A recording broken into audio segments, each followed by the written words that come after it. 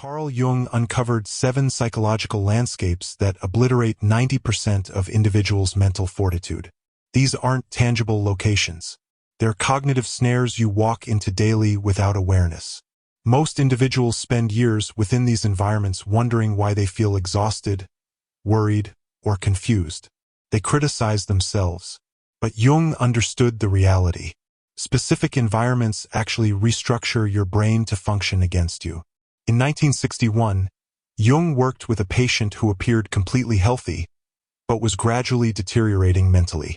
Jung tracked the issue to 7 particular psychological territories this individual occupied regularly. When Jung assisted him in identifying and abandoning these mental snares, his patient underwent complete transformation.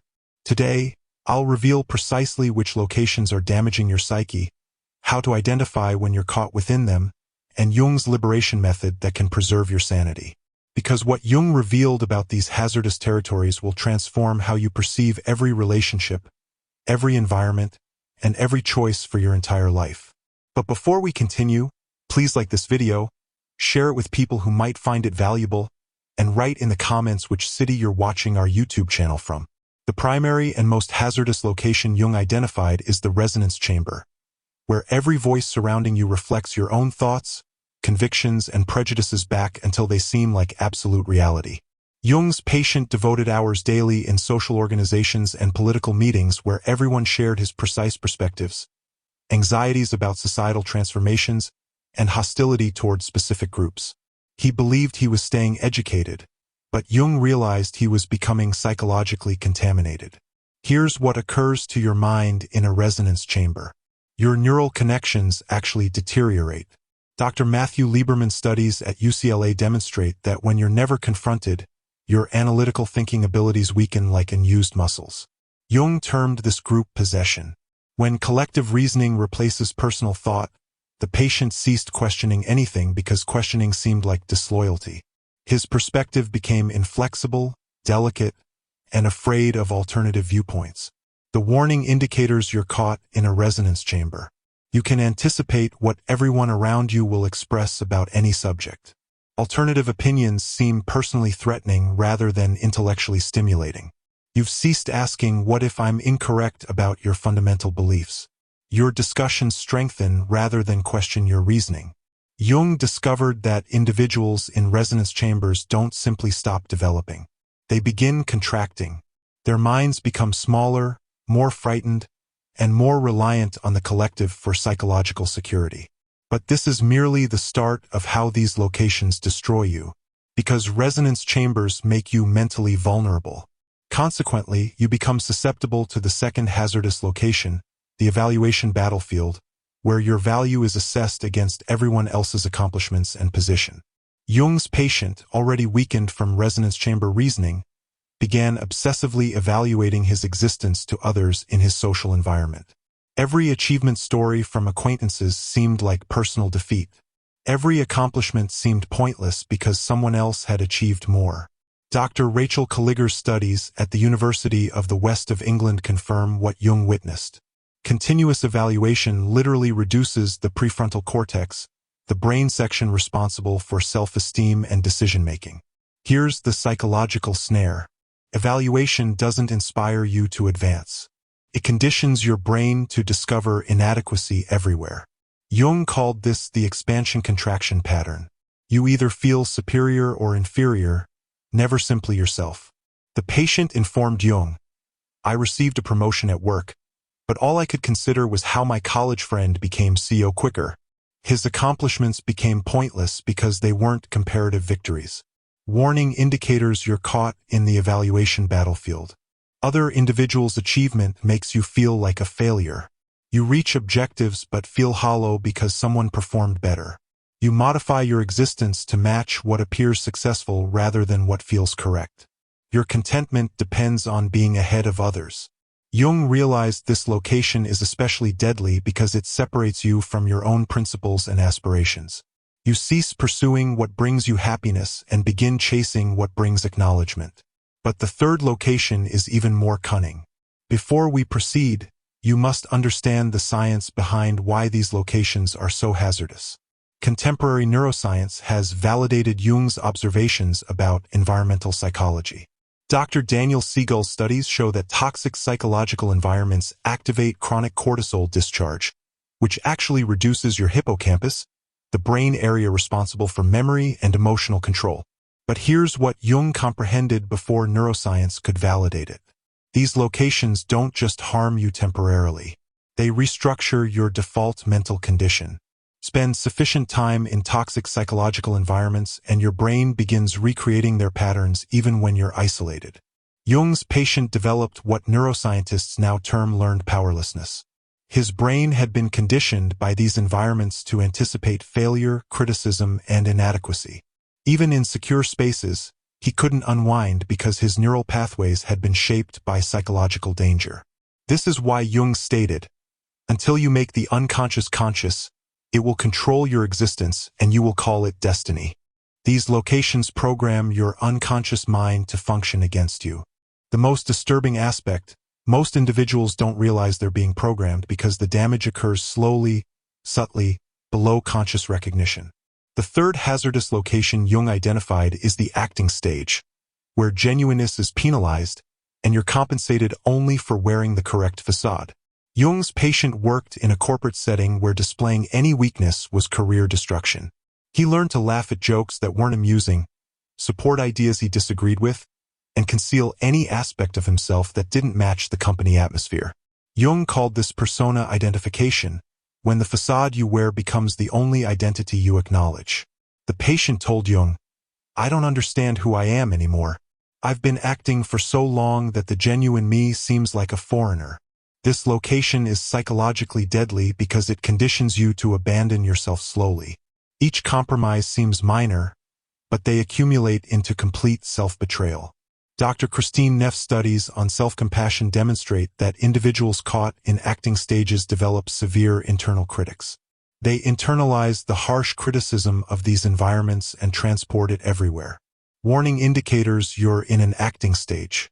You feel drained after social exchanges, not energized. You catch yourself supporting things you don't accept. You're afraid to express opinions that might be controversial. You feel like you're wearing a disguise that you can't remove. Your genuine thoughts and emotions seem hazardous or unsuitable. The patient described it perfectly. "I became so skilled at being what others desired that I forgot what I desired. And when I attempted to remember, there was nothing there." Jung realized this location doesn't just conceal your authentic self. It eliminates it layer by layer, compromise by compromise until you're an empty performance with no center. Because acting stages teach you to hide your genuine self.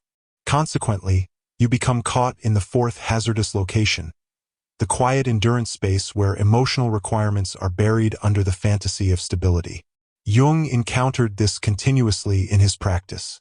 Patients from perfect families where love was assumed but never demonstrated, where problems were ignored rather than confronted, where maintaining appearances mattered more than genuine connection. The patient Jung treated originated from precisely this type of family.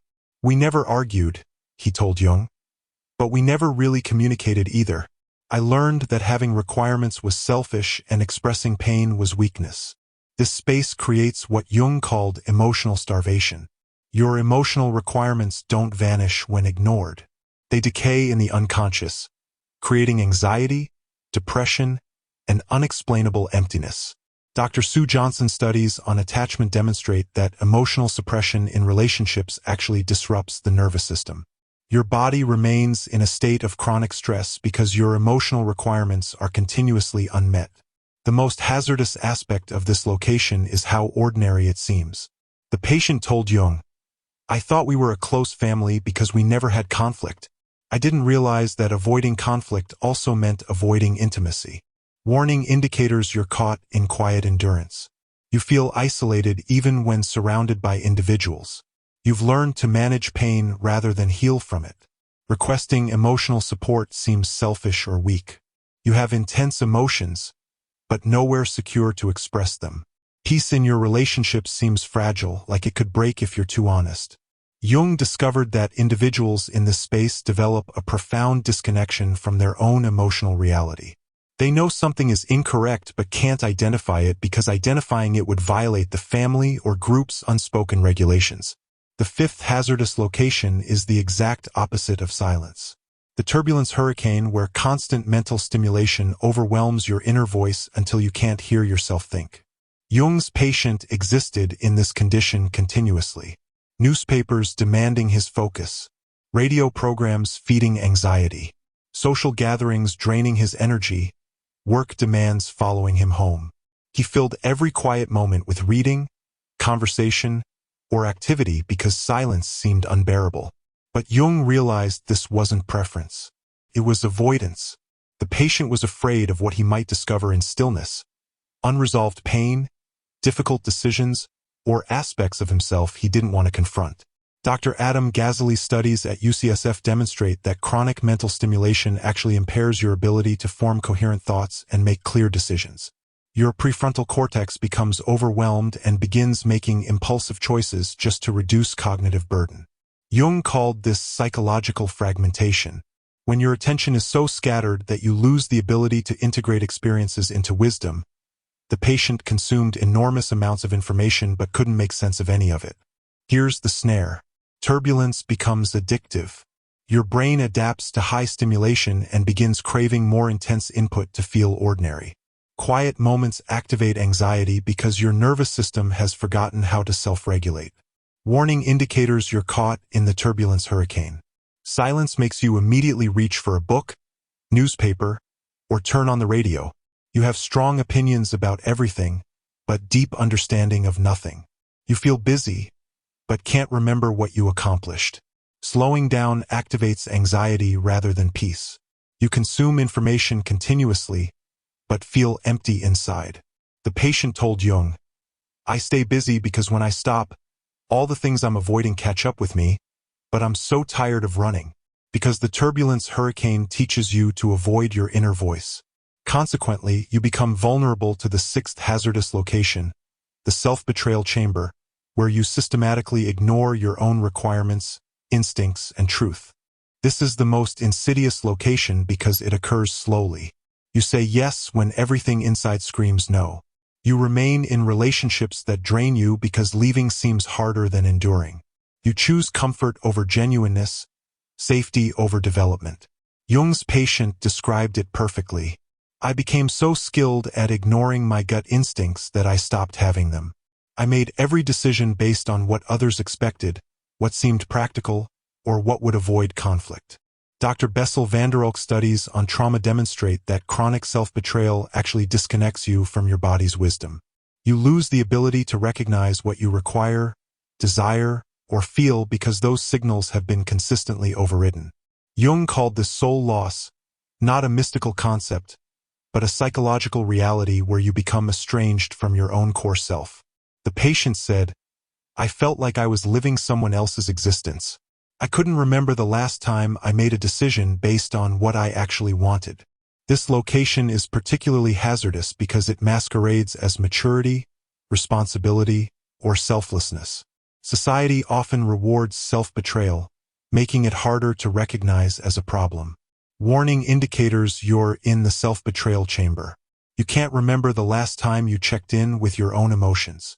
Your decisions are based on what's expected rather than what feels correct. You've stopped having preferences about things that used to matter to you. You feel like you're living on autopilot. When someone asks what you want, you genuinely don't know. Jung realized this location creates a terrifying emptiness. The patient told him, "I succeeded at everything I was supposed to want, but I felt completely hollow inside. I didn't know who I was beneath all the shoulds and have-tos." The seventh and most hazardous location Jung identified exists entirely within your own mind. The darkness cellar, where you've locked away aspects of yourself you're too afraid or ashamed to confront. Jung's patient had spent years avoiding this internal space. Every time painful memories, shameful thoughts, or difficult emotions emerged, he pushed them down into what Jung called the personal unconscious. But Jung discovered something terrifying. What you bury doesn't stay buried. It grows stronger in the darkness, influencing your behavior in ways you don't understand. The patient found himself sabotaging relationships, overreacting to minor offenses, and repeating patterns he swore he'd never repeat. Dr. Peter Levine's studies on trauma demonstrate that unprocessed emotional content actually lives in your nervous system, creating chronic dysregulation until it's consciously integrated. Jung called this darkness possession, when the aspects of yourself you've rejected begin controlling your existence from the unconscious. The patient told Jung, "I became everything I hate about my father, but I couldn't see it happening until the damage was done." The darkness cellar is hazardous because avoidance gives these rejected aspects more power, not less. They manifest as projection, addiction, sudden rage, or unexplainable self-sabotage. But here's what Jung discovered. The darkness also contains tremendous power and creativity. The patient's anger, once integrated consciously, became passionate advocacy. His sadness became deep empathy. His shame became fierce compassion for others struggling with similar issues. Warning indicators you're avoiding the darkness cellar. You have strong emotional reactions that surprise you. You repeat relationship patterns despite knowing better. You judge others harshly for traits you secretly fear in yourself. You have persistent anxiety or depression with no clear cause. You feel like you're fighting an invisible enemy inside yourself. Jung realized that healing requires descending into the cellar not with self-judgment but with curiosity and compassion. Now that you can recognize these 7 hazardous locations, how do you escape them? Jung developed what he called the individuation process, a systematic approach to psychological freedom. Step 1. Conscious recognition. You can't leave a location you don't know you're in. Jung's patient had to honestly assess which of these environments he inhabited daily. This requires brutal honesty without self-judgment. Step 2. Environmental audit. Examine every space you regularly enter, physical and digital. Jung taught that awareness transforms unconscious influence into conscious choice. Ask yourself, does this environment help me grow or keep me small? Step 3. Strategic withdrawal. You don't need to abandon your existence, but you must limit exposure to toxic psychological environments. Jung's patients started with small changes, limiting time in toxic social circles, setting boundaries with negative individuals, creating daily periods of solitude and reflection. Step 4. Conscious integration. This is where Jung's approach becomes revolutionary. Instead of just avoiding negative environments, you must consciously create positive ones. Seek out individuals who challenge you kindly, environments that support development, spaces where genuineness is valued. Step 5. Darkness work. Jung believed that until you confront what you've hidden in the darkness cellar, you'll unconsciously recreate toxic patterns everywhere you go. This requires therapy, journaling, or other methods of bringing unconscious content into awareness. Step 6. Regular maintenance. Jung discovered that psychological freedom requires ongoing vigilance. These hazardous locations are seductive because they offer false comfort, easy belonging, or familiar patterns. You must consciously choose development over comfort, truth over convenience. The patient told Jung after 6 months, "I didn't realize how much mental energy I was spending in those toxic spaces. Now that I've left them, I feel like I have my mind back." Jung documented remarkable transformations when individuals escaped these psychological snares. His patient's story became a blueprint for thousands of others seeking mental freedom. Within 3 months of leaving the resonance chamber, the patient's critical thinking improved dramatically. He started questioning his assumptions, seeking diverse perspectives, and making decisions based on evidence rather than groupthink. After escaping the evaluation battlefield, he discovered interests and objectives that were genuinely his own. He stopped measuring his worth against others and started pursuing work that aligned with his principles rather than his image. Leaving the acting stage was harder because it required disappointing individuals who preferred his facade to his authentic self. But Jung taught him that relationships based on false performance aren't real relationships at all. The quiet endurance space required learning entirely new communication skills. The patient had to practice expressing requirements, setting boundaries, and requesting support, skills his family had never modeled. Escaping the turbulence hurricane meant developing tolerance for stillness, boredom, and the anxiety that initially arose in quiet moments. But Jung knew that wisdom only emerges in contemplative space. The self-betrayal chamber required the scariest change, making decisions based on his own truth rather than external expectations. This meant disappointing some individuals, but it also meant finally living authentically. The darkness cellar work was ongoing, but each integration made him more whole, more compassionate, and less likely to project his issues onto others. Jung observed that individuals who escape these locations don't just feel better. They become different individuals entirely. Their relationships improve. Their decision-making clarifies, and they develop what Jung called psychological sovereignty. What Jung discovered about his patient's transformation reveals something profound about psychological environments. When you change your relationship to these spaces, you change the spaces themselves. The patient's family initially resisted his new boundaries and emotional honesty. They tried to pull him back into quiet endurance because his development threatened their familiar patterns. But Jung taught him to maintain his changes with compassion, not aggression.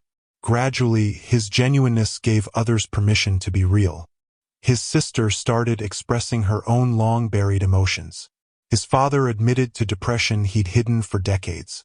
The family system began healing because one individual refused to participate in dysfunction.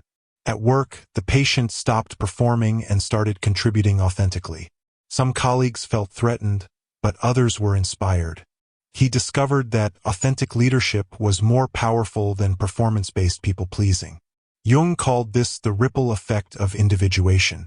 When you stop participating in toxic psychological patterns, you force those patterns to either evolve or dissolve.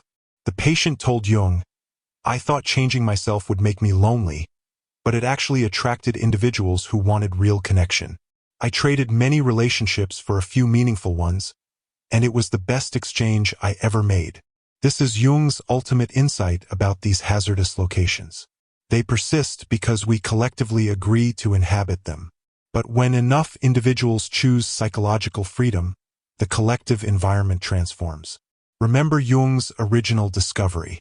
90% of individuals' mental strength is destroyed by these 7 psychological environments. But now you know something most individuals don't. You can choose differently. Jung's patient started as a man slowly losing his mind in spaces that felt ordinary, even comfortable. He ended as someone who had reclaimed his psychological sovereignty and helped others do the same. The 7 hazardous locations Jung identified aren't just abstract concepts. They're real psychological environments you encounter every day. The resonance chamber that confirms your prejudices while weakening your mind. The evaluation battlefield that makes your achievements pointless. The acting stage that rewards fake and penalizes real. The quiet endurance space that buries your requirements under false peace. The turbulence hurricane that drowns your inner voice in noise. The self-betrayal chamber where you betray yourself slowly. And the darkness cellar where you lock away aspects of your soul. But Jung also showed us the way out. Not through escape or avoidance, but through conscious recognition, strategic choices, and the courage to develop beyond what's comfortable. The patient Jung treated in 1961 went on to become a therapist himself, helping others recognize and escape these same psychological snares. He understood that mental strength isn't about avoiding difficulty. It's about choosing which difficulties serve your development. Jung's final lesson. These locations will always exist and they'll always be seductive. Resonance chambers offer easy belonging. Evaluation battlefields promise motivation. Acting stages provide approval. Quiet endurance feels like peace. Turbulence hurricanes distract from pain. Self-betrayal avoids conflict. Darkness cellars hide shame. But true mental strength comes from choosing development over comfort, genuineness over approval, and consciousness over convenience. The question isn't whether you'll encounter these hazardous locations. You will. The question is, will you recognize them when you do? Will you have the courage to leave? And will you create the kind of psychological environment where others can be free too? Jung believed that the future of human consciousness depends on individuals brave enough to choose psychological freedom over collective unconsciousness.